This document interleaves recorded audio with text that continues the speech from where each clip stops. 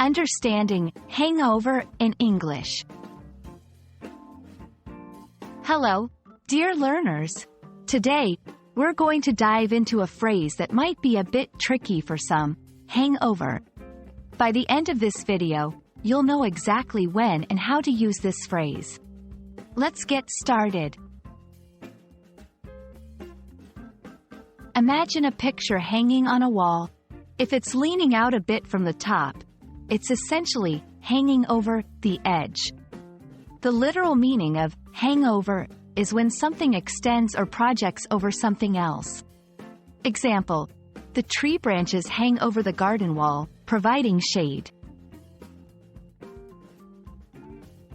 Now, hangover can also refer to the unpleasant effects the day after excessive drinking, but it's more commonly known as a hangover when used in this context. Example: I shouldn't have drunk so much last night. I have a terrible hangover.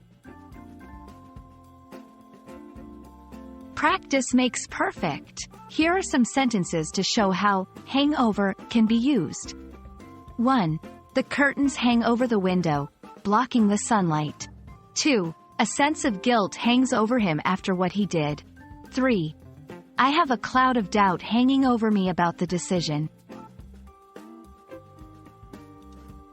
1. Do not confuse hangover with overhang.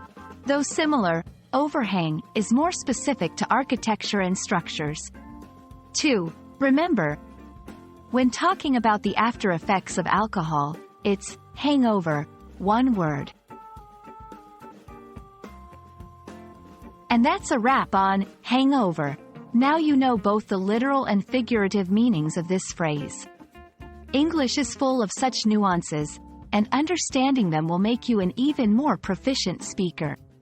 We hope this video has been enlightening. Keep practicing, and until next time, happy learning!